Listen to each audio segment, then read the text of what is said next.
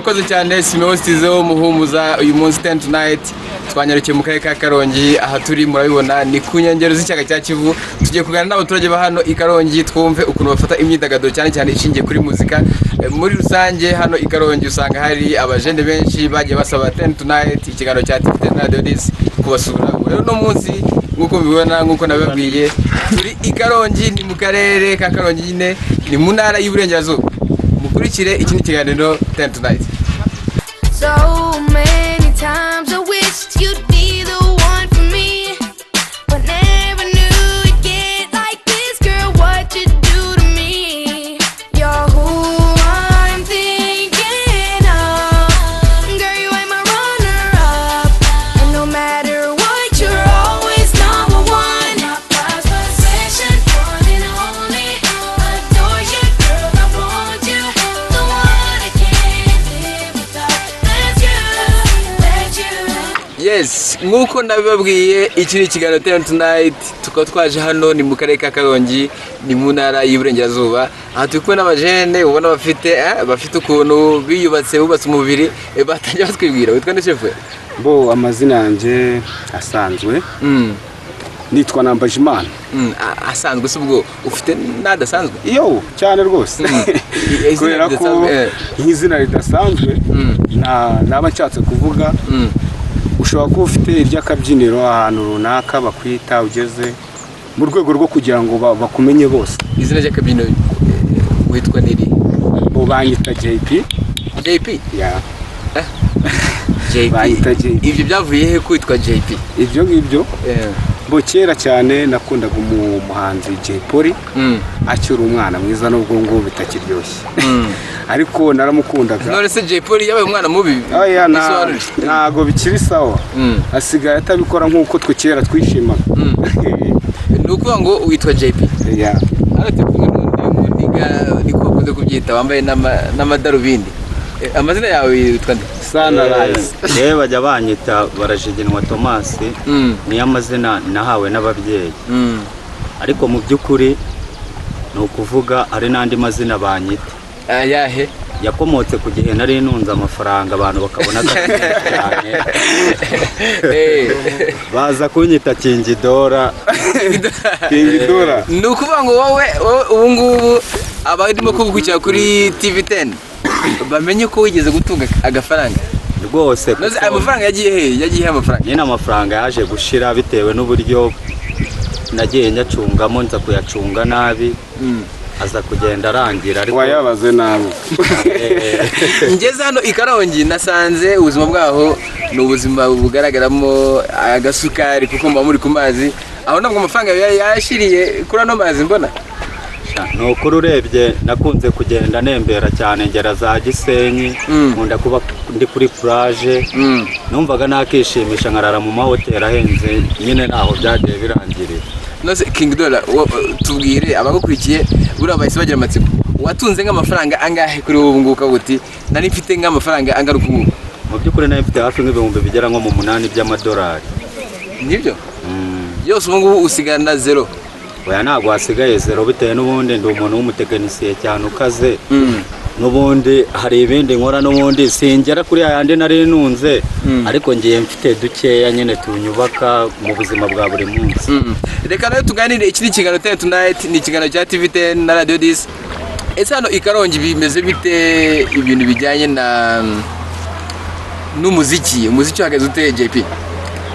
Bo muziki ntago navuga ngo uhagaze neza hashira ry'umuziki rihaba nta hantu widagadura ngo wagaragaza uwo muziki wawe urumva ntago biri neza nuwaba ufite. Ariko hari amasara atandukanye nk'akarere gafite sare amahoteli amaresitora n'ibindi ibyo by'amahoteli na sare y'akarere ntago wavuga ngo wowe ubwawe uzava underground uhita uzamuka wikubite muri iyo sare y'akarere cyangwa muri hoteli hari aho ubanza wowe ushaka kubanza kwiga wiga umuziki nimba ari ishuri ry'umuziki riri hariya ritoya uryigura imenye numara kumenya inzira ijyayo ugende wige umenye umuziki ubundi ubone utumirwe n'ayo mahoteli niyo sare ujya gushimisha abantu bitewe n'iki na school wabanje niyo mpamvu rero ntago biri neza mbese. Mugenzi wa JP avuze ko hano nta muziki uhari ese nawe niko ubibona?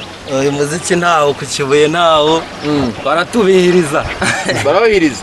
Uretse ubona hakorwa iki nk'abashinzwe urubyiruko, nk'abashinzwe imyidagaduro mu karere, niki bagomba gukora?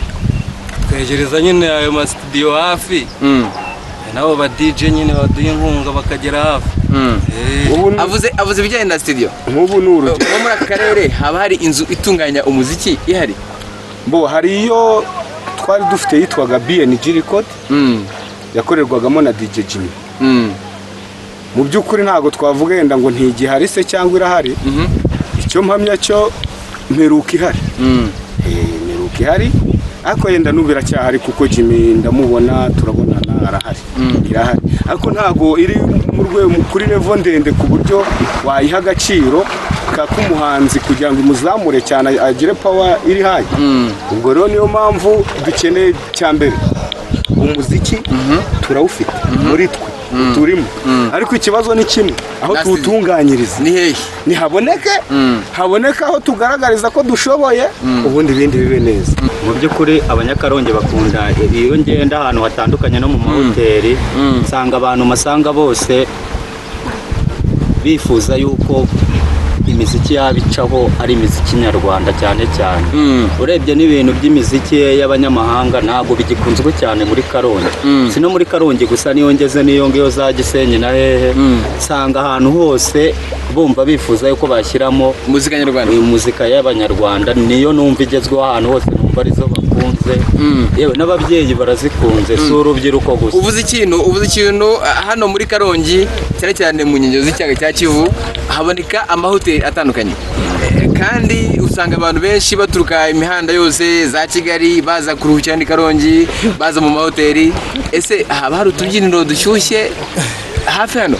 Turahari, mu by'ukuri turahari, ariko nubwo tugiye duhari ni twa tubyiniro tuba dufite igiciro cyo hejuru, kuko ayo mahoteli ahanini agiye ari ku mazi. Ariko burya igihe ubu utari bugere ahantu mu ntara runaka ngo urebe abahungu bawe bagukunda bagufana, ubasura abahungu bawe n'abakobwa bawe, ubasura ubasuhuze, ntago twakwemera tutakubonye. Ni urugero nirwonge nguhaye, naza akatugeraho kuko tumwiyumvamo umutima. Ntago ubu muri telefone yawe se cyayanjye cyane y'undi uri hano afitemo indirimbo uko byagenda kose igomba kuba mu rwego rwo kumukunda, ariko ni ibagerageza badusure. Ese reka nkubaze, ubona ari ngombwa ko umuhanzi aza mukamubona kugira ngo mwumve ibihangano bye? Ni ngombwa ko yirwaza cyangwa indirimbo mu ngoma zumva ku maradiyo, ku mateleviziyo? Ni ngombwa ko umuhanzi aza hano mu cyaro? Ni ngombwa ko aza. Kubera iki? Kubera iki ari ngombwa? Impamvu nyine ntabwo umuntu yajya aririmba kuri radiyo umwumva utamureba, ntabwo ari kimwe n'uko wamukunda baramubonye umuzi. Ni ukuvuga ngo iyo umuhanzi umumenye isura ukanamumenya igihagararo cye bituma urushaho gukunda ibihangano bye kuko umuzi wese. Murakoze cyane rero, iki ni ikiganiro Ten Tonight, ikiganiro cya TV10. Simeo Stizo Muhumuza, wumvise neza hano i Karongi urubyiruko twaganiraga ukuntu bavuga ko abahanzi mu gihe cyose bataje hano ngo bababone ntabwo bazabakunda cyane nk'uko bakunda ibihangano byabo. Birumvikana ko abahanzi bagomba gutera intambwe, nubwo bigoranye bagomba gutera intambwe yo kuza mu cyaro bagasura abafana babo, bakabegera, bagasabana.